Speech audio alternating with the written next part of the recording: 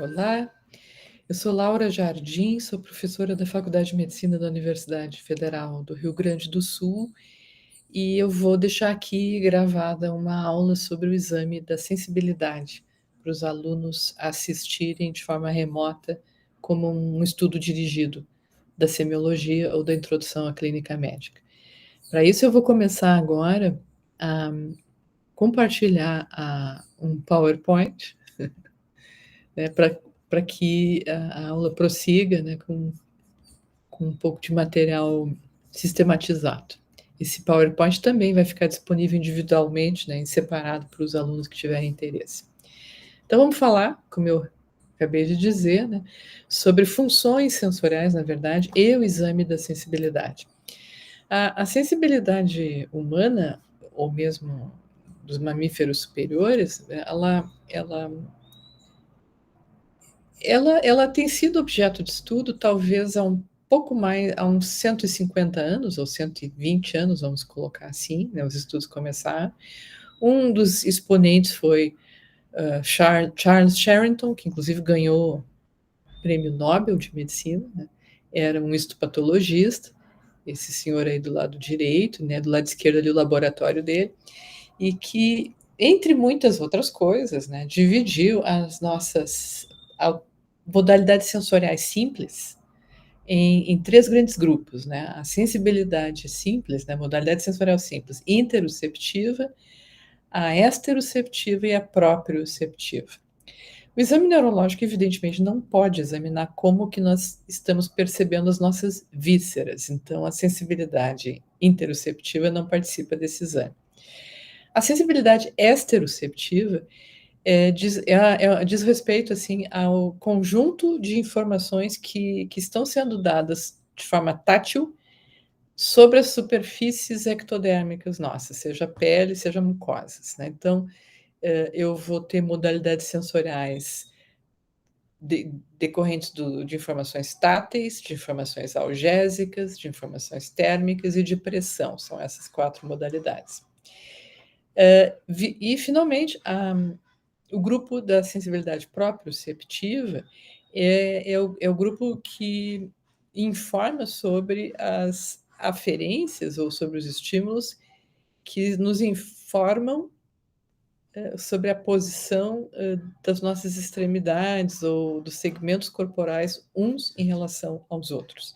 A sensibilidade proprioceptiva é examinada através da sensibilidade vibratória, né? A gente aplica uma vibração com um diapasão, e da sensibilidade chamada de cinético-postural, em que o examinador produz movimentos cinéticos, né, movimentos passivos, e o sujeito percebe, reconhece a modificação das posturas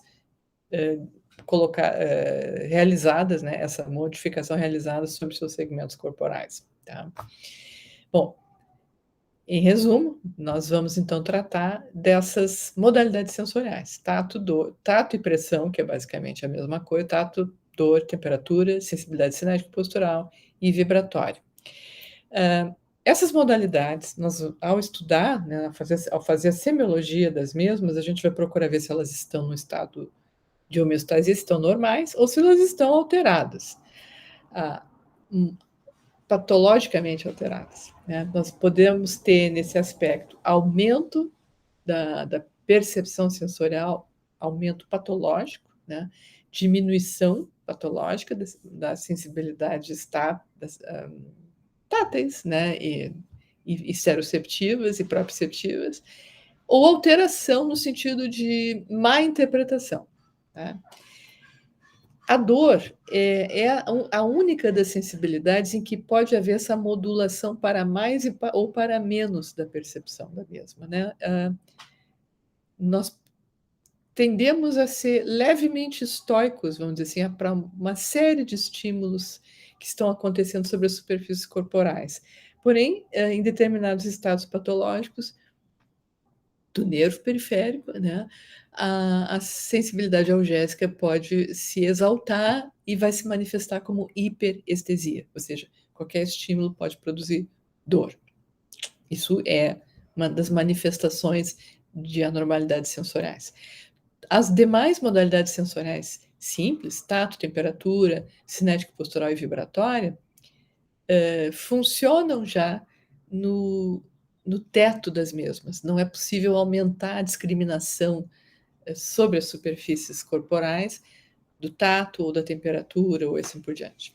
Tá? Vão ser só perdas. Portanto, a diminuição ou a hipoestesia é a manifestação assim por excelência, né, por excelência das anormalidades sensoriais, as hipoestesias.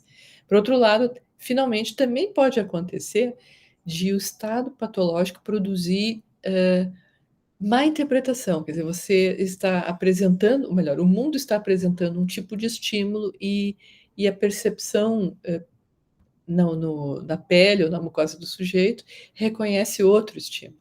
Isso nós chamamos então de disestesias. E as disestesias, de fato, compreendem duas situações. A real má interpretação, como eu estou dizendo, há um estímulo ali, ele deveria, por exemplo, produzir só tato e produz calor, ou produz frio, ou ele deveria só produzir frio, ou especificamente produzir frio e a pessoa compreende como tato ou como calor.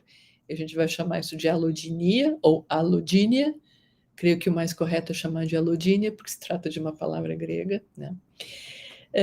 Ou, finalmente, a sensação espontânea é anormal, porque, na verdade, não está havendo nenhum estímulo, não há estímulo, não tem estímulo presente.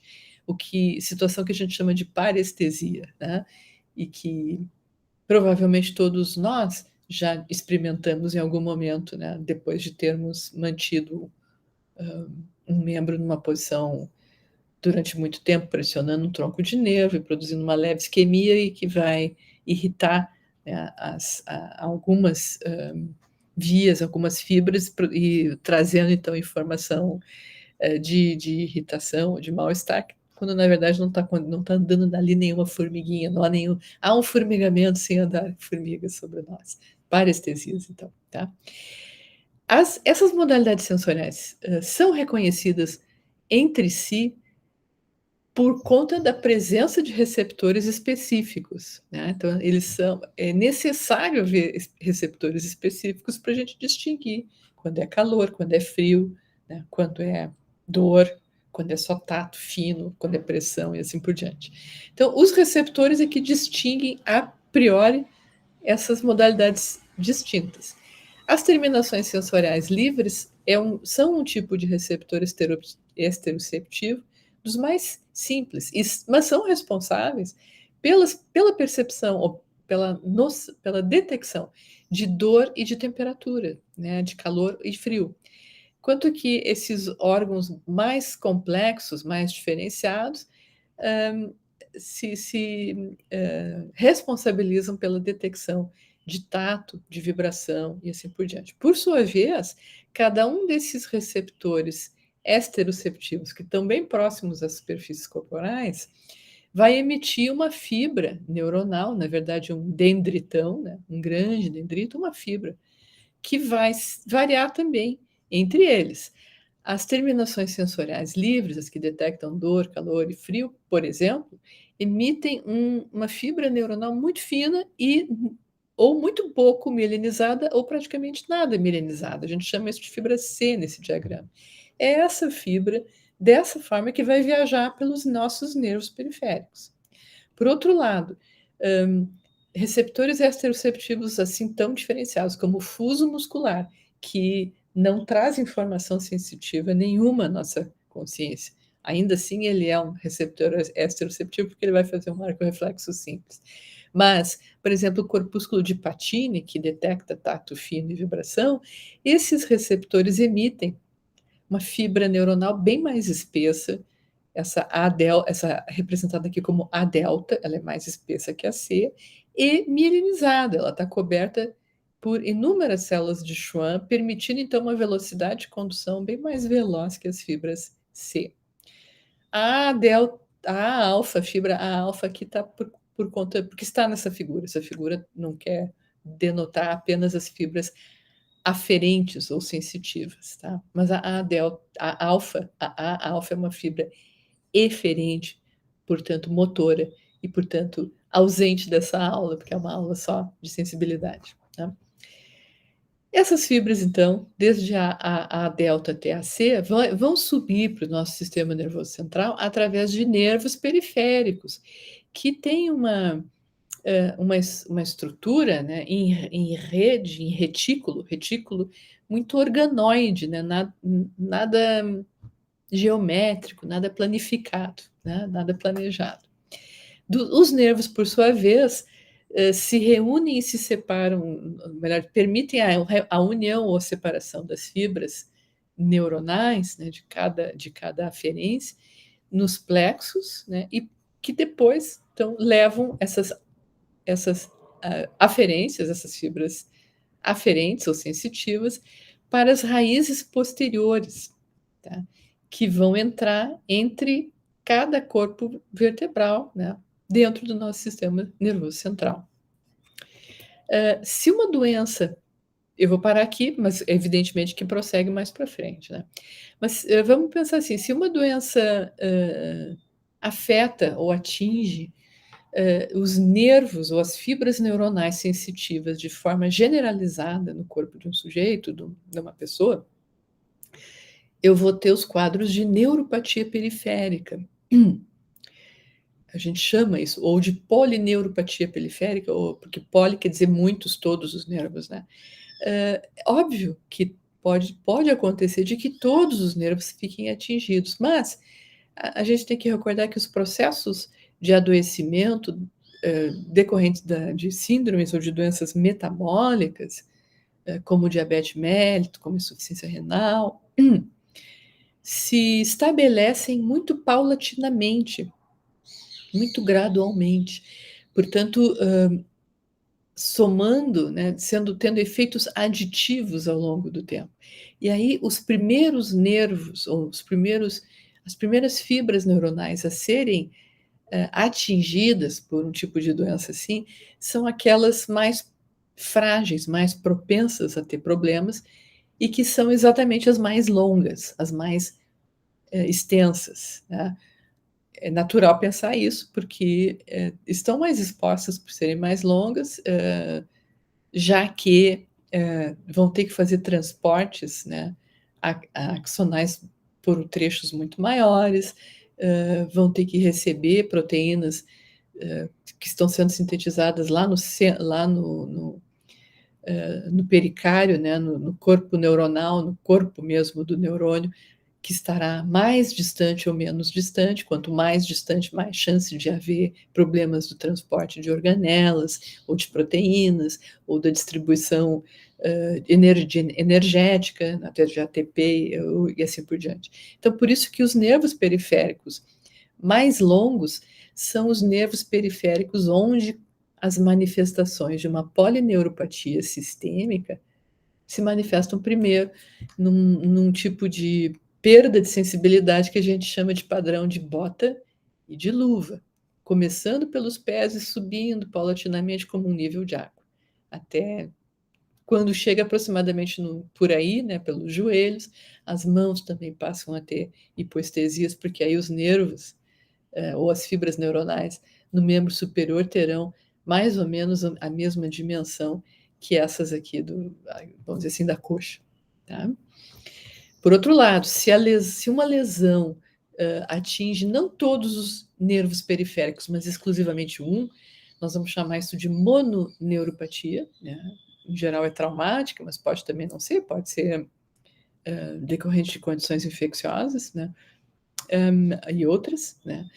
Aí a gente vai reconhecer de que nervo se trata, justamente pelas topografias já conhecidas e já especificadas, né, de cada nervo periférico. Vocês não precisam saber de cor, mas tem que ter acesso a esse tipo de diagrama, né, para reconhecer de que nervo se trata.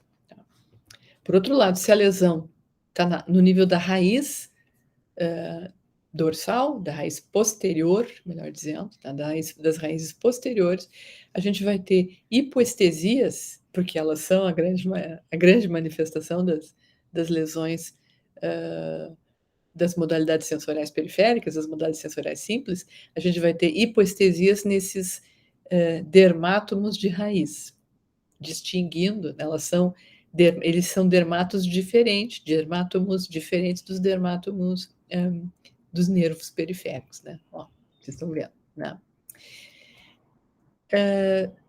Continuando, porque até agora nós ficamos só com nervos periféricos e agora eles têm que entrar no sistema nervoso central e chegar à nossa consciência, ou não, mas de preferência que cheguem à nossa consciência. Como que essas informações sobem ao telencéfalo? De fato, eu vou precisar lembrar a vocês dois grandes caminhos, duas grandes trajetórias. Tá? Não é que sejam só duas, mas são as duas mais diferentes. Tá?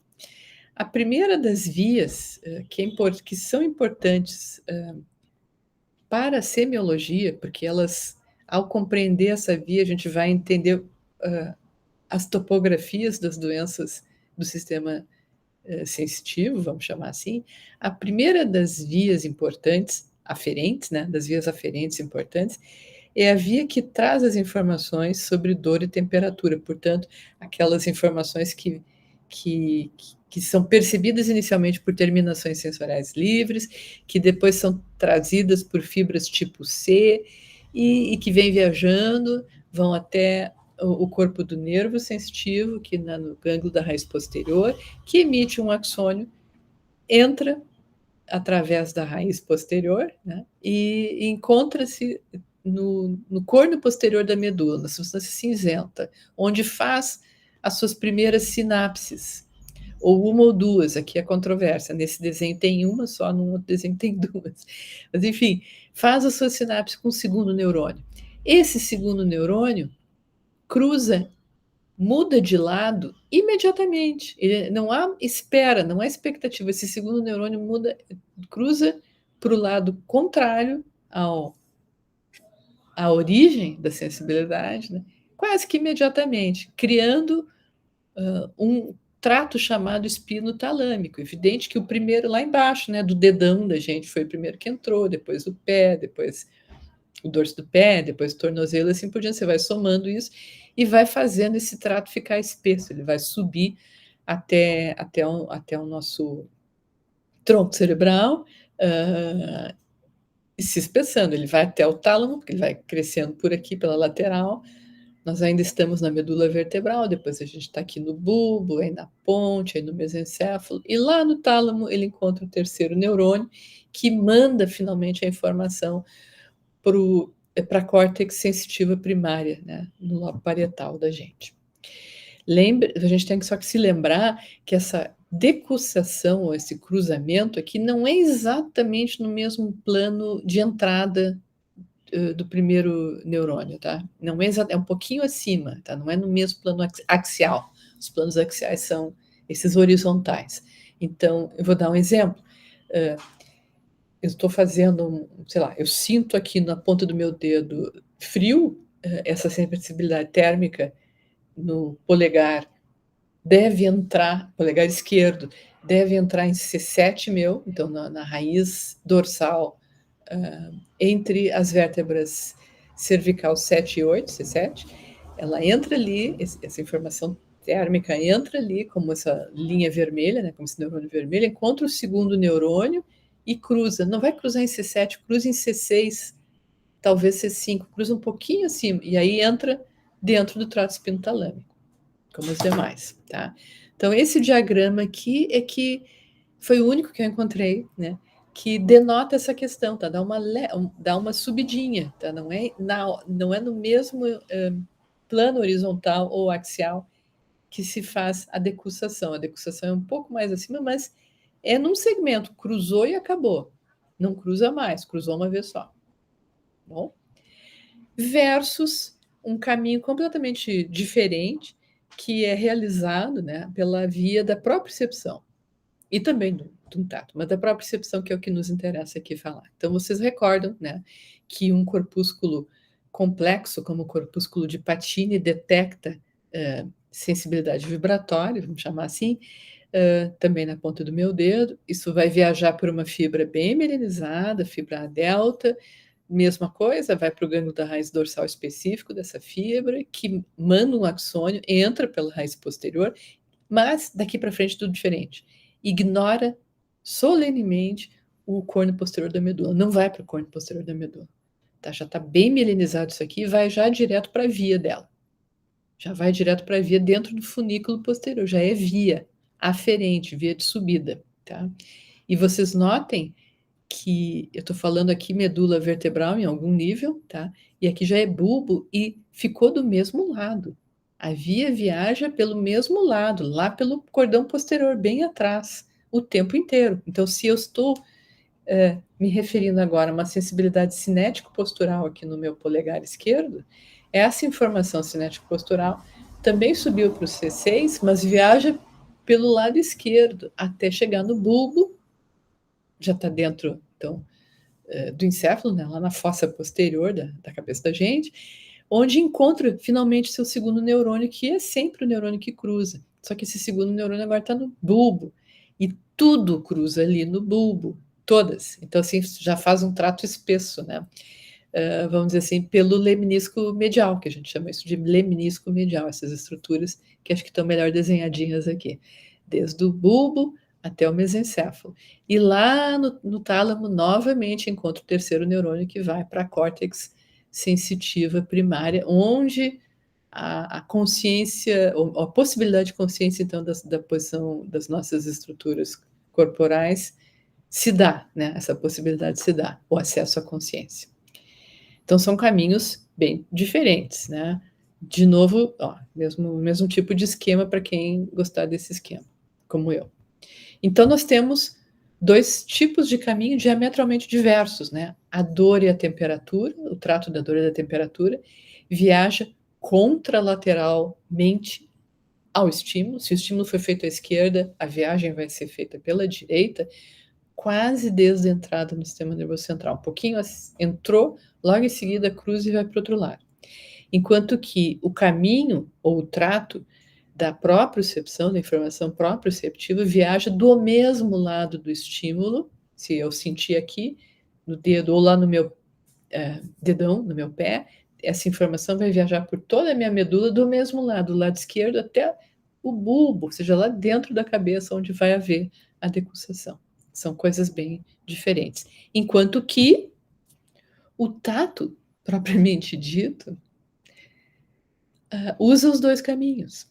Né? A gente, evidentemente, pode dizer que o tato que viaja junto com a propriocepção, esse aqui, é uma fibra mais mielinizada, é uma fibra mais espessa, então, assim, tem uma velocidade de condução evidentemente mais rápida e ele provavelmente é um tato mais relacionado a coisas críticas, a discriminação mais definida, né? O tato chamado epicrítico. Enquanto que o tato que viaja junto com o trato espinotalâmico lateral, esse de fibras mais lentas, pode ser que ele seja mais protopático, chamam assim, ou tato menos informativo. Do ponto de vista fisiológico, eles são de fato diferentes, mas do ponto de vista da semiologia clínica, do exame físico, né, na clínica médica, na beira do leito, não é muito importante a gente discriminar, não tem necessidade de a gente discriminar. Para nós, semiologistas, vamos chamar assim, é um tato só. Então, o tato tem uma sobreposição de vias, né? A informação tátil chega à nossa consciência tanto por uma via quanto por outra, como se eu tivesse sobreposição mesmo de função, tá? Bom, para que saber tudo isso? Bom, porque tudo isso pode produzir diferentes padrões de perda de sensibilidade de acordo com a topografia da lesão, tá? Então, de acordo com a topografia, se eu tiver uma mononeuropatia, se eu tiver uma radiculopatia, ou se eu tiver lesões da medula vertebral em diante, eu vou ter manifestação de perdas que estão aqui nesses diagramas representadas pela escala cinza, né, escala de cor cinza, diferentes padrões. E a gente, ao examinar essas pessoas, da A até a H, encontrando essas áreas de hipoestesia, a gente deve ser capaz, como clínico geral, de propor uma hipótese diagnóstica de topografia. Onde é que está a lesão? Tá? É para isso que serve esse exame da sensibilidade. Como que a gente examina, primeiro de tudo? Depois a gente vai voltar à interpretação dessas áreas. Como que nós examinamos, fazemos o exame da sensibilidade? Bom, o exame da sensibilidade, o tradicional, né, o estereotipado, aquele que participa do exame neurológico padrão, é um exame que depende muito da colaboração da pessoa que está sendo examinada, né? Então, a médica ou o médico que está examinando aquela pessoa ali tem que contar muito com a atenção, com de uma certa maneira, uma certa neutralidade da pessoa em nos informar o que ela está sentindo e uma vigília adequada. A pessoa não pode também entrar em sonolência. É muito fácil de entrar em sonolência no exame da sensibilidade, porque é um exame em que a gente deixa a pessoa deitada e olhando para o teto, ou talvez eventualmente de olhos fechados, prestando atenção no que nós estamos, onde é que a gente está tocando, como nós estamos tocando, e dizendo para nós o que a pessoa está sentindo. Então, a comparação da intensidade da sensação é o exame mais clássico da sensibilidade. Em geral, a gente usa um chumaço de algodão, eventualmente um pincel macio, para tocar as superfícies corporais expostas, né, desnudadas da pessoa. O que a gente tem que tocar? Quais são a gente tem que tocar certas áreas para obter comparações. Então, nós temos que comparar intensidade da sensação que a pessoa tem, em primeiro lugar, num mesmo membro, de uma posição distal para uma proximal. Então, eu vou pedir para o paciente: Dona Laura, a senhora sente aqui o dorso da sua mão igual que o seu antebraço? Ela vai dizer sim. Aí você vai de novo. E daqui do antebraço para o braço, claro, imagine o braço nu, né? Tá igual também? Sim. Aí, do braço direito é a mesma coisa, né? Mão com o braço, antebraço como tá? Igual. Antebraço com o braço, igual. Pé com perna, igual. Perna com coxa, igual. O outro pé, o direito, com a perna, né? Então, nós fazemos 12 perguntas, né? Aqui com aqui, tá igual? Só nos membros, sem falar no rosto. Tá? Então, como é que tá aqui? Como é que tá ali? Tá sentindo tá igual ou não tá? Tá igual ou não tá? Tá igual ou não tá? Fica uma repetição meio hipnotizante que pode dar sonolência e a pessoa, ou melhor, induzir as respostas a serem automáticas e não precisas. Isso a gente tem que tomar cuidado. Para que comparar do distal para o proximal? Para detectar a neuropatia periférica, né? Aquele padrão em luva e em bota. Tá? Quer dizer, se a pessoa sentir menos no pé do que na perna, opa, parece padrão de neuropatia periférica, padrão em bota, hipoestesia em bota. Há sujeitos, examinem vocês seus próprios pés, tá? Inclusive, se a pessoa for muito atenta, muito alerta, ela vai sentir menos na coxa do que no pé, menos no braço do que no dorso da mão. Isso é o normal, mas a resposta normal está igual, está igual. Agora, vocês veem como a gente tem que dosar a resposta, né, dos sujeitos. O que nós estamos procurando nessa comparação do distal para proximal é a presença de uma hipoestesia em bota ou em luva. Depois a gente vai comparar os membros homólogos, braço com braço, perna com perna, ou o hemicorpo esquerdo com o hemicorpo direito. Para que a gente faz essa comparação? Seu braço esquerdo está sentindo igual que o braço direito? Ou o seu rosto, né, a sua face esquerda, a senhora sente igual que a sua face direita? Para procurar uma hemihipoestesia. É para isso que a gente faz essa comparação. E as hemihipoestesias acontecem por lesões hemisféricas, telencefálicas. Hemisféricas, quer dizer, não é na fossa posterior lá para cima. Na verdade, todo encéfalo, né? Uma lesão telencefálica. Finalmente, a gente também deve comparar degraus, alturas nos segmentos do mesmo lado. Ipsilateral é do mesmo lado. Então, eu tenho que comparar o segmento do rosto com o segmento do braço. A senhora sente aqui a sua face esquerda igual que o braço direito? Ou depois, braço com perna? Seu braço aqui com a sua perna, a senhora sente parecido, igual? Para que fazer isso? para encontrar níveis sensitivos, né? Um nível de lesão. Se a pessoa sentir mais o rosto do que no membro superior, ela deve ter. Ela está com a ponte íntegra, mas para baixo da ponte ela tem um nível. Um nível não, uma topografia de lesão, tá?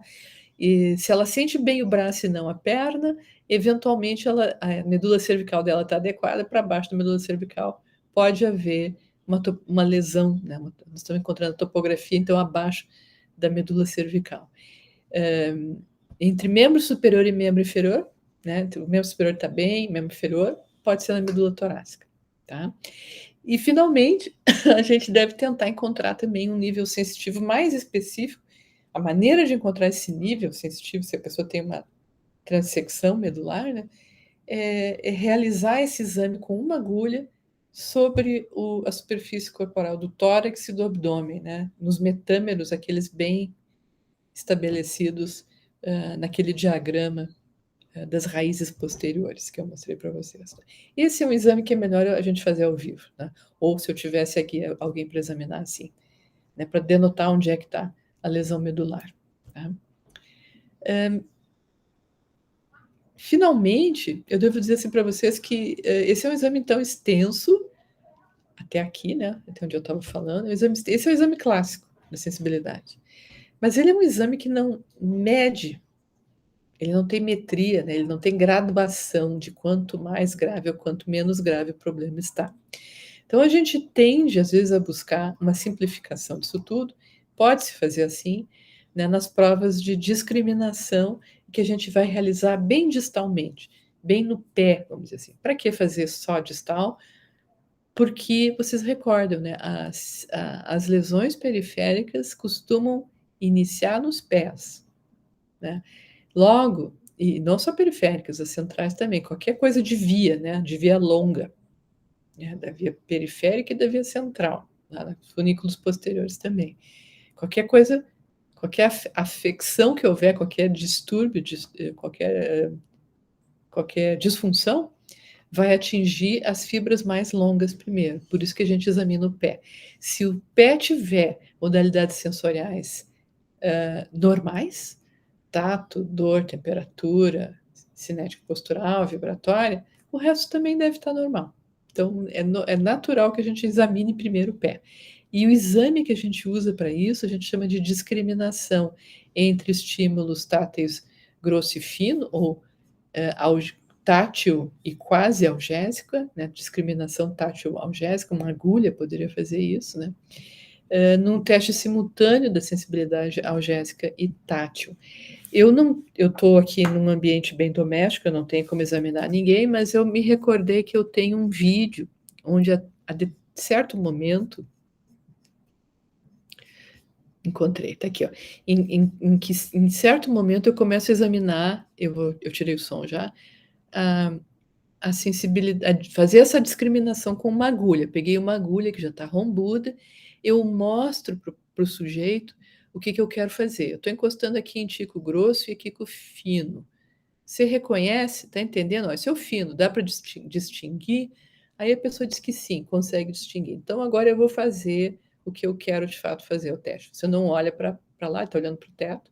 Eu toquei o grosso, fino, o fino novamente, é aleatório, né? É errática a maneira como eu estimulo, às vezes com a ponta da agulha, às vezes com a parte rombuda da agulha, grossa da agulha, né? Então, grosso, grosso, fino, fino e fino. Se vocês contaram ou não, tá? O que aconteceu aqui foi que eu estimulei 5 vezes. Deixa eu voltar um pouquinho. Foi tão rápido, acho que o pé esquerdo está melhor. Estou examinando, aliás, ainda estou só combinando, né? Ensinando o comando para o sujeito. E agora eu vou começar. Vamos lá. Estou dizendo para que eu estou fazendo. 1, 2, 3, 4 e 5 estímulos, tá? Assim, às vezes o fino, às vezes o grosso, de tal maneira que a pessoa não consiga prever o que vem. Não é assim, fino, grosso, né? Não tem um padrão, é um padrão errático. Bom, a pessoa acertar 5 perguntas dicotômicas, uma atrás da outra, é muito improvável que ela chutou. A resposta, assim, dar um chute, né? Tentar acertar as escuras, sem estar sentindo. Tem 50% de chances de chegar no alvo, né? De acertar. Eu não estou sentindo e a pessoa toca em mim, eu chuto. A primeira vez eu acerto, tem 50% de chance. Mas acertar a segunda vez é 25%. A terceira é 12%. A quarta é 6 por 6,20 e poucos por cento. Portanto, acertar 5 vezes seguidas, ao acaso, não sentindo, não conseguindo discriminar o que é fino, o que é grosso, é muito improvável. Por isso que eu faço 5 vezes. Se a pessoa acertou as 5, está tudo certo. Ela consegue discriminar. Se houver um erro nas 5, ainda assim poderia ser porque eu toquei mal, né? Porque eu não fiz a mesma força, ou porque a pessoa não prestou atenção. Então eu subo para 10 estímulos. Em 10, um erro não é nada, tá bom? Esse é o meu, vamos dizer assim, é a chance que eu dou para a pessoa. Isso é a discriminação tátil e algésica da maneira como a gente faz há muitos anos em semiologia das doenças neurológicas, tá? Nós podemos fazer o mesmo, a discriminação, e vou mostrar para vocês agora como é que eu faço, entre a sensibilidade ao calor e ao frio, térmica, né? Discriminação calor e frio ou térmica. Como é que eu faço? Eu encho copinhos de plástico, um com uma água que eu aqueci num micro-ondas durante 30 segundos, vai estar 40 graus mais ou menos. Isso é o quente, tá? E esse é o frio, porque é uma água que eu coloquei gelo, estava na geladeira, a geladeira em geral está entre 2 e 10 graus, vamos chamar 8 graus. E vou encostar aleatoriamente o copo para transmitir a temperatura. Esse é o copo frio, que vai mais rápido, o copo quente a gente demora um pouquinho mais. Vocês aprendem em vocês mesmos, tá? E, de novo, é aleatório e 5 vezes. A pessoa deve discriminar o estímulo que é frio do estímulo que é quente, tá? É uma das maneiras que a gente tem de examinar a sensibilidade. Deixa eu parar um pouquinho, porque nós vamos voltar para esse vídeo daqui a pouco. Como é que a gente examina a propriocepção? A propriocepção é examinada através de duas formas, né? A gente pode fazer o exame da sensibilidade cinético-postural, que eu esqueci de escrever aí em cima, que é a sensibilidade cinético-postural, que é averiguada através da movimentação passiva, vamos dizer assim, de dedos das mãos e de dedos dos pés, porque são as posições mais distais, lembrem, né? Se aqui eu tiver sensibilidade cinético-postural, na posição mais distal do membro, na proximal eu também tenho, então vamos examinar o mais distal, tá? Se eu não tiver lá, eu vou ter que subir, vou me ver obrigada a ver em que nível está a perda, né? Como que a gente examina isso? Bom, a gente vai explicar para a pessoa, né? Então, imaginem, né? Dona Laura, eu vou pegar o seu dedo, a senhora vai ficar com ele bem frouxinho, não mexe, e eu vou mexer ele, tá? Eu tô mexendo ele, esse aqui é uma outra pessoa. Eu vou movimentar ele, ora para cima, ora para baixo. Pode ser uma coisa bem sutil, né? Para baixo, para cima, tá? Mas a senhora não pode olhar. Então, fica olhando para o lado e medir. Então, tu sacode um pouquinho o dedo e pergunta, e agora, para onde é que eu mexi? Para cima, para baixo, e assim por diante. O lugar melhor, na verdade, é o dedo do pé, né? Mas eu não posso examinar o meu próprio dedo do pé. Vocês podem imaginar como é que eu faço. O grande reparo, o mais importante reparo técnico, tá? Simples, né? Mas importante, é que a gente deve evitar a pressão informativa do segmento, tá? Para produzir o movimento passivo. Porque se você segurar pela lateral, como eu estou fazendo aqui, a pressão que eu estou realizando sobre o dedo é sempre a mesma, indo para um lado ou indo para o outro, indo para cima ou indo para baixo. Enquanto que se eu pegar ele de uma maneira informativa, quando eu levantar o dedo, eu estou pressionando, eu levanto ele porque eu pressiono a polpa. e eu abaixo ele porque eu pressiono a unha. Aí a pessoa vai saber se ela pode ter perda da sensibilidade cinético-postural, mas ela, lembrem-se, né? O tato aqui ele viaja por tudo quanto é lado, por tudo quanto é caminho. Ela pode ainda ter sensibilidade tátil preservada. Então, para examinar a cinético-postural, não dá para dar informação tátil simultaneamente. Nós temos que segurar pela lateral o dedo, particularmente os dedos dos pés, tá? Essa é a forma mais tradicional. Vocês verão em pessoa mesmo, nos treinamentos presenciais, como é que a gente faz isso. A outra forma de examinar a propriocepção é pedir para o paciente ficar de olhos fechados. Vocês vão pegar um segmento corporal dele, tá? Ou dela, e vão dizer o seguinte: ó, dona Laura, eu vou mexer a sua mão, aqui a sua mão esquerda, faz de conta que essa é a mão do examinador, né? E a senhora vai copiar, vai imitar o que eu fiz com a sua esquerda, com a sua mão direita, ok? E ela, ok. Aí vocês fazem isso com a mão e ela faz isso. Depois vocês fazem isso aqui com a mão, ela faz isso. E vocês vão lá e movimentam passivamente a mão dela para cá e ela faz isso. Dá para vocês imaginarem como é que é, né? Também é importante pedir para a pessoa não se contrair, né? Porque se ela ficar se contraindo muito, ela vai procurar resistências, né? Ela vai procurar informações, de novo, de pressão, né? Da resistência que a gente está impondo ao movimento dela. É para ela ficar paradinha, porque aí a gente é que tem que fazer.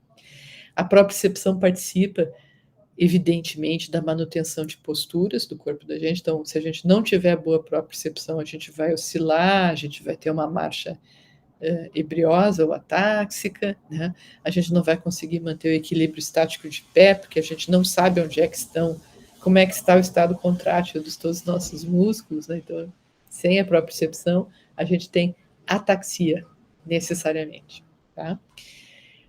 Que são manifestações que a gente averigua numa fase anterior do exame neurológico e que já foram cobertas, né, em outras aulas que antecederam essa. A segunda forma de examinar a propriocepção é a sensibilidade vibratória, também chamada de palestesia, né, que é realizada anotando se a pessoa tem sensibilidade vibratória e durante quanto tempo, e se uma sensibilidade do lado esquerdo é idêntica ou muito parecida com a do lado direito.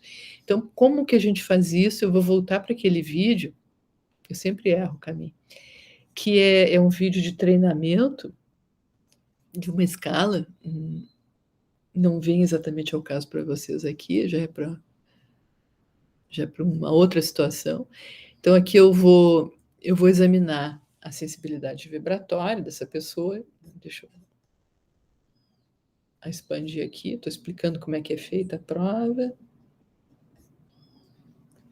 E aí, agora eu vou lá buscar o diapasão, eu vou bater o diapasão para ativar a sua vibração e peço para a pessoa segurar ali a fúrcula, né, bem a bifurcação, para ver se ele está, se ele reconhece a vibração. Então, peço para ele segurar, deixa eu parar um pouquinho.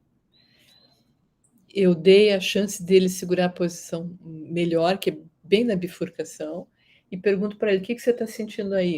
Aí a pessoa diz: é uma vibração, está tremendo. Né? Se você tem dúvida se a pessoa sentiu, você para, você faz o diapasão parar, segura ele aqui em cima rápido, toca ali em cima, nos ramos do diapasão, ele vai parar instantaneamente. Você pode perguntar de novo: e agora? Aí a pessoa vai dizer: parei de sentir. E aí você garante a comunicação, garante que a pessoa entendeu qual é o estímulo que você está buscando, tá? Depois que ensinou que estímulo está buscando, aí a gente vai examinar de fato. E o melhor exame é o exame mais distal, dos membros inferiores, né? Então, a pessoa examinada se deitou, eu estou ligando ali o meu cronômetro, né? Ativo o diapasão, ligo o cronômetro, exponho a articulação interfalângica distal, exponho, e é ali que eu toco com a ponta do meu diapasão, transmito a sensibilidade vibratória. Aqui, todo esse tempo que tomou para eu contar para vocês foi o tempo que durou o que o Ali estava sentindo. Encostou ali no dedo, e aí eu estou aguardando ele me dizer quando é que ele vai parar de sentir. Ele disse ali, ó, parou, aí eu desligo o cronômetro e faço a mesma coisa agora com o lado direito. Eu voltei a ativar o cronômetro, estou aguardando ele me dizer quando é que ele para de sentir. Ele disse parou e eu desligo o cronômetro. Evidentemente que agora eu tenho dois valores, né? Tantos segundos à esquerda, tantos segundos à direita, para procurar a simetria dessa sensibilidade vibratória. Bom, qual é o normal da sensibilidade vibratória? Bom, naturalmente que as pessoas mais jovens sentem mais tempo. Não sei se é naturalmente, mas o fato é que a sensibilidade vibratória, ela realmente, o limiar de duração dela decai com a idade, tá? Denotando alterações degenerativas mesmo que nós temos, né? Da sensibilidade vibratória. De qualquer modo, me parece que o normal, publicado, não é muito estudado isso, tá? Seria de 11 segundos, pelo menos, em cada artelho. Pelo menos 11 segundos. Tenho certeza que se vocês examinarem vocês mesmos ou alguém muito jovem, essa pessoa vai sentir bem mais do que 11, 18, 20 segundos. Tá? Então é uma questão muito de o que é o normal até aproximadamente 60 anos, 70 anos da população geral. Tá? É um normal que varia conforme a faixa etária. Mas a gente usa, eu particularmente uso 11 segundos. 11 segundos nos artelhos. Tá? Bom, e aí se a pessoa não sente nos artelhos? Como é que a gente faz? A gente vai não sentir nos artelhos. Eu quero saber até onde ela sente hoje, em 2022, porque daqui a um ano ela pode estar pior. E eu só posso acompanhar essa piora, ou essa melhora, se eu tiver medido quanto que ela está sentindo agora. Né? Então, aí a gente deve examinar a sensibilidade vibratória também em outras eminências ósseas. A gente vai subindo até o lugar onde a pessoa sente. Se não sentiu no dedão, vamos ver se sente, por exemplo, no tornozelo. Onde? Aplicando o diapasão no malelo interno da tíbia. Tá? Também pode contar o tempo. Se não se sentiu ali, acabou ali. Agora, se não sentiu no malelo interno, né, da tíbia, perdão, vamos ver se a pessoa reconhece sensibilidade vibratória nas rótulas. Vai para a rótula. Ok? Se não sentiu na rótula, a próxima eminência óssea das pernas é a crista ilíaca, né? Pode sentir ou não sentir. São os lugares que a gente busca. Se está distal, não precisa ir para os mais proximais, tá? É assim que a gente faz o exame da sensibilidade das modalidades sensoriais simples, hein? Só das modalidades sensoriais simples, esse é o exame. Agora, para que saber das vias aferentes? Bom, porque agora eu vou mostrar as topografias de lesão e aí conhecer as vias aferentes faz toda a diferença, né? Permite a você fazer uma melhor, elaborar uma hipótese diagnóstica, de diagnóstico topográfico de onde é que está a lesão, se você conhecer via aferente, tá? E tudo mais, evidentemente, as vias aferentes e o resto. Então, repetindo, né? Numa neuropatia metabólica, que é produzida, então, pela presença de um agente nociceptivo difuso pelo corpo, como poderia ser a hiperglicemia sustentada durante anos, com as alterações de vasculatura periférica, nós vamos ter lesão de todos os nervos periféricos, dos mais distais para os mais proximais. Então, necessariamente, as manifestações iniciais vão ser as mais distais, no caso do diabetes mellitus, o padrão de hipoestesias, sejam algésica, térmica, táteis, etc., será um padrão em bota e em luva depois, né? Então, esse é o padrão das polineuropatias, né? Por outro lado, se a lesão é decorrente de uma compressão de uma raiz posterior, por uma hérnia, essa hérnia não é boa porque ela está pegando uma raiz anterior, não vale, teria de pegar aqui a raiz azul, né? Se for uma lesão de raiz, a pessoa vai ter uma hipoestesia, uma perda de sensibilidade num dermátomo correspondente a uma raiz. Se essa lesão na medula não ficar só na raiz, mas pegar também toda a medula, comprimir aqui, ó, vocês estão vendo em vermelho a representação então, de um dano, né, de um esmagamento ou de uma isquemia, não sei o que está representando aqui, mas é uma lesão da medula vertebral. Inclusive tem um hematoma desenhado aqui, né?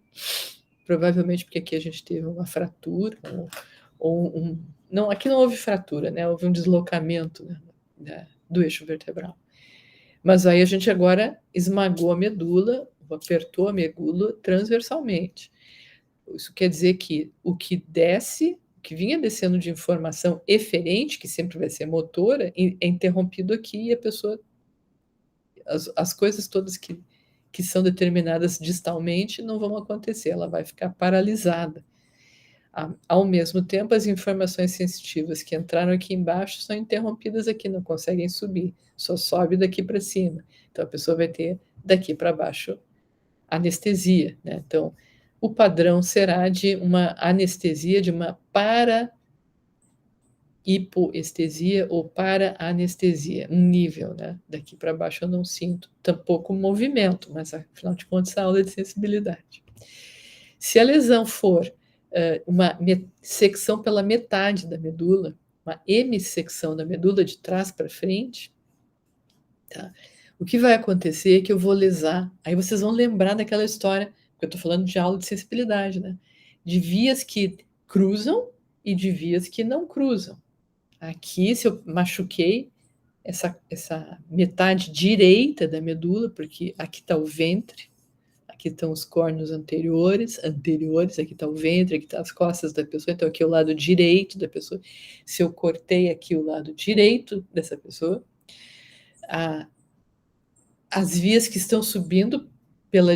Eu estou fazendo direito... Se eu cortei o lado direito aqui da pessoa, as vias que estão subindo pela direita serão as seccionadas, assim como as que estão descendo. Quem é que está subindo pela direita? A via da propriocepção do lado direito e a via da dor e da temperatura do lado esquerdo, que já cruzou, né? Já vem cruzando todo o meu lado esquerdo, todas as sensibilidades algésicas e térmicas estão cruzando e foram seccionadas aqui. Então, nesse caso, as perdas táteis vão ser alternas, vão ser dessa maneira. Se eu tenho, vamos pensar que a lesão foi, eu vou trocar, de que lado era para não errar? Lado direito, tá? A lesão foi nesse nível à direita, tá? Em cinza claro, eu estou representando uma hipoestesia cinético-postural. A pessoa não tem ideia de onde é que está o pé dela, o pé direito, tá? O joelho, não tem noção. Perdeu a sensibilidade cinético-postural, vibratória, está tudo perdido aqui. Inclusive, se a lesão é do lado direito, ela não está mexendo esse membro. O membro inferior direito está plégico, porque a via eferente do movimento também foi seccionada. Tá? O que surpreende essa pessoa é que, embora ela não mexa a perna, ela não saiba onde é que está a perna, a posição da perna, você vai examinar aqui dor, ela sente dor, você vai examinar temperatura, né, calor e frio, ela sente. E tem tato nessa perna. Por quê? Porque essas informações, dor, temperatura e tato também estão cruzando para o outro lado e o outro lado está sadio. Tá? Em contraste, tá? O lado esquerdo do corpo dela, ela tem sensibilidade cinética postural, porque ela não teve lesão desse lado da medula, mas ela não está sentindo dor, calor e frio, porque essas informações são levadas pelo trato espinotalâmico lateral, aquele trato que é o desfecho da decussação, né, do segundo neurônio. Então, há uma dissociação dos tatos, o que traz muita surpresa mesmo para as pessoas que têm uma hemissecção da medula. Então, é uma situação trágica, evidentemente, qualquer dessas secções é grave, mas surpreendente pela dissociação. Tá? E como é que fica uma lesão do canal central da medula? Então, nessa ressonância aqui, o que está em branco é o que tem densidade de água. Tá? Então, o líquor está bem branco, e aqui a gente reconhece bem no centro da medula a existência de uma coluninha de água, que vai de 1, 2, 3, 4, do C5, né, da vértebra cervical 5, até as vértebras cervical 7, ou mais ou menos a metade dela. São 2,5 vértebras de altura que tem essa coluninha de água bem no centro da medula. Ora, o centro da medula, na nossa vida embrionária, realmente tem um canal aberto, tá? Um canal que é produto, né, que é um cisto produzido pelo fechamento da crista neural, fazendo, né, deixando o ectoderma ali dentro e fazendo a estruturação toda da medula. Daqui a pouco, esse canal central vira uma cavidade virtual, porque ele colapsa, né, se fica fibrótico, desaparece. Isso é o desenvolvimento natural, normal, melhor dizendo, normal, esperado das estruturas neuronais. Agora, se por alguma razão dismorfológica, malformativa, ele não se colapsar totalmente, esse canal central, ele pode ser sujeito a acúmulo de líquor, ou de líquido, paulatinamente durante a vida, produzindo, então, a presença de um tumor, de uma pressão que não tinha que estar ali, e que tende a crescer. E o que ele vai pressionar? O que ele vai cortar? O que ele vai colapsar, esmagar? As fibras que estão cruzando, né, de um lado para o outro, que são justamente os segundos neurônios que fazem o trato espinotalâmico. Então, naquele lugar, nesta altura aqui, entre C7, deixa eu tirar um pouquinho essa fibra, entre C7 e C5, tudo que está cruzando, trazendo informação de dor, de temperatura, está se perdendo. A pessoa vai ter hipoestesia dos dois lados, porque é o que cruza da esquerda para a direita e da direita para a esquerda também. Fazendo esse tipo de padrão de hipoestesia. Vai ser só hipoestesia de dor e de temperatura, o resto está intacto. Só do que está indo pela via da dor e da temperatura, do trato espinotalâmico ventral.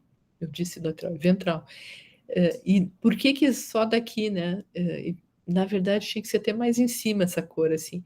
Os braços inteiros e os ombros, porque está aqui o cisto, né? O cisto está justamente onde vai subir, né? Lá um pouquinho acima, lembram? Um pouquinho acima. Era para ser lá T1, T2, vai subir em C8, C7, onde já está o cisto, tá? Aí a lesão do canal central da medula pegando o que eu dizia, né? O segundo neurônio da via da dor e da temperatura para produzir o trato espinotalâmico. Agora, e se a lesão for no tronco cerebral? Aqui, nessa parte amarela. Aqui houve uma lesão. Bom, se eu cortar a ponte, se eu tiver uma lesão na ponte, está acima do bulbo, que é onde tudo que não estava cruzando ainda, agora tem que cruzar, né? Quer dizer, a dor e a temperatura cruzaram aqui para o lado esquerdo, né? Esse é o lado esquerdo de um bulbo, de uma ponte. A minha dor e minha temperatura já cruzaram para o lado esquerdo, do hemicorpo direito. A propriocepção foi lá no bulbo que cruzou. Vinha subindo, só pelo lado direito, cruzou para a esquerda. Quer dizer, todas as informações sensitivas do meu hemicorpo direito estão na ponte à esquerda. Se eu lesar a ponte à esquerda aqui, eu perdi todas as informações sensitivas. Mas não está ainda a informação sobre a sensibilidade do rosto, que entra pelo trigêmeo. E o trigêmeo é um nervo contínuo, ele entra na ponte. Então, aqui vai entrar o nervo, só que é o nervo do lado do rosto. Então, assim, eu vou ter uma síndrome alterna de sensibilidade, uma hipoestesia no hemicorpo direito com hipoestesia na face esquerda. Isso identifica nitidamente uma lesão no tronco cerebral. Então, as síndromes alternas, tronco cerebral. E, finalmente, evidente, né, talvez mais fáceis de compreender são as lesões hemisféricas, parietais, tanto da superfície quanto da profundidade. Em qualquer momento daqui para frente, a lesão da via aferente vai produzir uma hemihipoestesia global, afetando tanto os membros quanto o rosto, porque aí tudo cruzou para o lado contralateral. Tá? Para isso que a gente tem que conhecer as vias aferentes, para que essas situações aqui de lesão ou de perda das modalidades sensoriais simples, tato, dor, temperatura, sensibilidade cinético postural e vibratória, aconteçam, tá? Só que a gente na vida cotidiana não usa apenas as modalidades sensoriais simples. Vocês não estão aí pensando, se dando conta apenas da posição do pé e da temperatura do pé e se tem dor ou não tem. Na verdade, a gente leva todas essas informações que chegam na córtex sensitiva primária, né, que é no giro pós-central, parietal. Todas as informações que estão chegando aqui, elas vão ser organizadas num gestalt, né, num conjunto, numa visão de conjunto, na córtex sensitiva secundária, ou somatosensorial secundária parietal, que é para trás, que vai fazer a interpretação cortical desses estímulos sensoriais simples, no que a gente chama de gnosia, ou de percepção. A gnosia tátil é realizada aqui. O que é gnosia tátil? Ora, o fato de que eu estou sentindo que eu estou com uma meia, portanto, eu estou colocando num conjunto, né, e em perspectiva, a temperatura, a pressão, a irregularidade, a textura das informações táteis nos meus pés, numa categoria simbólica abstrata que é meia, isto é uma meia do meu pé. A meia do pé esquerdo está bem, enquanto que do direito escorregou, foi lá para a ponta do pé. Né? E como é que eu sei disso? Né? Não, porque já são abstrações produzidas, né, pela compreensão de todas as informações num conjunto, num gestalt. A mesma coisa se dá para a audição, para a visão, né, para a gustação, para o olfato também, mas predominantemente para essas três grandes modalidades sensoriais. Então, a percepção é o desfecho, é a real, né, e útil das informações sensoriais. Só que para a gente examinar a percepção das pessoas, a gente tem que garantir que as modalidades sensoriais estão presentes, as modalidades sensoriais simples. Então, o exame da sensibilidade começa com as modalidades sensoriais simples, e na maior parte das vezes a gente para por aí. Mas se a gente tiver suspeita de problemas aqui, né, no córtex somatosensitivo secundário, na córtex parietal grandona propriamente dita, a gente vai ter que fazer provas de percepção ou de gnosia tátil, ou táteis, que são a estereognosia, a topognosia e a grafestesia. Na estereognosia, também chamada de morfognosia, você vai dar alguns objetos com a pessoa de olhos fechados, numa mão e depois na outra mão, porque a gente vai examinar a morfognosia da córtex parietal direita e a morfognosia da córtex parietal esquerda. Então você vai dar para a pessoa. Fecha os olhos, dona Laura, me diga o que é isso que eu estou lhe dando aqui na sua mão, e ela vai descrever. Se ela não souber que isso aqui é um batom, ela pode dizer, olha, é um objeto cilíndrico, de plástico, de mais ou menos, sei lá, 6, 7 centímetros de comprimento, uns 2 de diâmetro. Ela é capaz de descrever. Se ela tiver ideia de que isso é um batom, ela vai dizer, parece um batom. Né? Ou você pode dar de olhos fechados um papel, ela vai dizer, parece uma folha de papel, e assim por diante. Em geral, a gente dá 3 objetos e se sente satisfeito com elas. O importante é que ela não troque de mãos para a gente poder examinar uma córtex parietal separada da outra e que ela não tenha uma informação gnóstica independente da tátil. Então, não deem, por favor, sinetas na mão da pessoa, nem uma série um molho de chaves, né? Porque elas vão vir se tilintando e vai dizer, isso é um chaveiro, tá cheio de chaves. Tá? Topognosia é o reconhecimento de onde é que eu estou tocando no corpo da pessoa. Ela vai ficar de olhos fechados e você vai dizer, vou tocar na senhora e a senhora vai me dizer onde é que eu estou encostando. Tá? Feche os olhos, preste atenção. Face esquerda, ombro esquerdo, ombro direito, as duas faces, a face direita, os 2 ombros. O que é importante nessa prova? Por que a gente faz isso? Claro que é para ver a topognosia, mas é principalmente para ver se vai acontecer um fenômeno chamado de extinção sensorial. O que é extinção sensorial? É a não atenção para um lado do corpo na presença de uma lesão da córtex somatosensitiva secundária, de um dos dois hemisférios parietais. Tá? Se eu tiver uma lesão nessa região aqui, aqui é o hemisfério esquerdo, né? Ao fazer o toque, a topognosia só isolada do meu ombro direito, a pessoa, é o ombro direito, que está chegando aqui, né? No laranja aqui, né? E vai para amarelo. Se eu vou aqui para a esquerda, mesmo vai para o outro lado que está bem. Agora, se eu faço os dois ao mesmo tempo, o estímulo forte, de fato, é o que vai para a corticalidade sadia.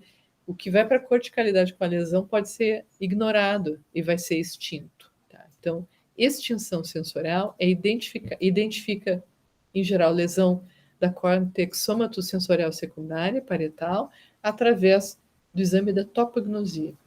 E a grafestesia é, de certo modo, uma morfognosia complexa, muito superficial, bidimensional.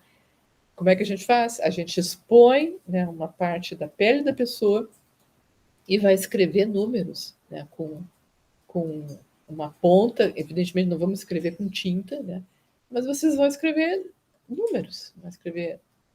E a pessoa não pode enxergar, né? Você vai escrever um número e vai pedir que número eu escrevi? 3. Paga, para pagar, né, o reconhecimento da córtex somatosensitiva secundária, aí escreve 1, ou pode ser uma cruz, ou uma bolinha. Novamente, 3 números ou letras que vocês escrevam que a pessoa consiga reconhecer. Vocês viram que eu escrevi bem grande, né, porque evidentemente não poderá ser pequeno. A resolução também varia conforme a resolução da ponta dos dedos é muito melhor, se a gente examinar com compasso verá isso, do que no dorso, por exemplo. Tá?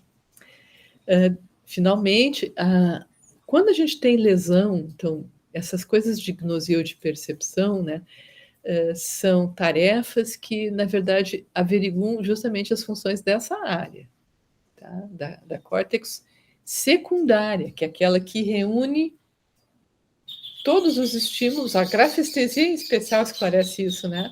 Então eu sinto esse tato com esse tato com esse tato, eu desenho o tato todo e obtenho uma forma que eu reconheço, né, como uma forma abstrata, platônica, que eu já gravei na minha memória, que é uma letra. É o formato da letra A, é o formato do número 3, é o formato da letra B, que sei eu. Isso tudo é realizado na córtex somatosensorial secundária. Lesões muito extensas dessas córtexes, em especial do hemisfério não dominante, podem dar a perda da habilidade que a gente chama de autotopognosia. Topognosia é o reconhecimento onde é que a gente está tocando.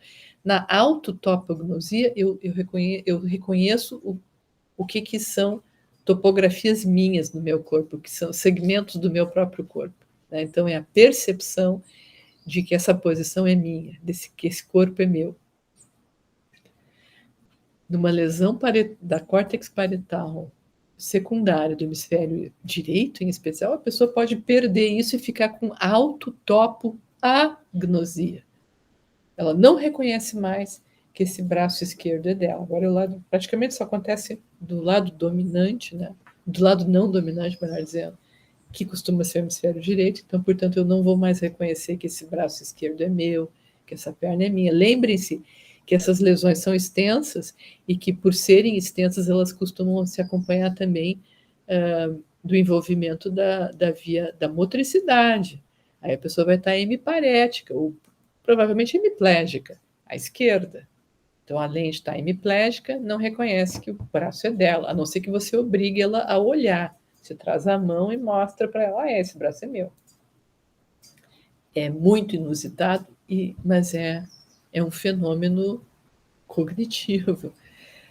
Finalmente, a última das manifestações de alterações de percepção ou de gnosia que eu queria recordar é a nosognosia, ou seja, a habilidade que nós temos de ter percepção, ou gnosia, né, percepção da doença, de nosologia, estudo da doença, ou de nocivo, né, aquilo que produz doença. Aqui não, é o reconhecimento de que eu estou doente. Tá? De novo, é uma competência gnóstica, e que não, e que depende, então, desses reconhecimentos topográficos também. Tá? Bom, com isso, a nosognosia, se eu tenho nosognosia, que é quase todos nós temos, né, não há problema. O problema é quando eu não tenho isso, né, se eu ficar com anosognosia. Em geral, isso envolve já as coisas associativas com a córtex frontal também, denotando que a percepção tátil, ou a percepção do que é o exterior do mundo e do que é o interior, no final e nas contas, né, no final das contas, né, uma área fronteiriça com aquilo que a gente costuma chamar de autoconsciência, né, do reconhecimento do self, e que já começa a envolver também coisas executivas, já está perto da motricidade também.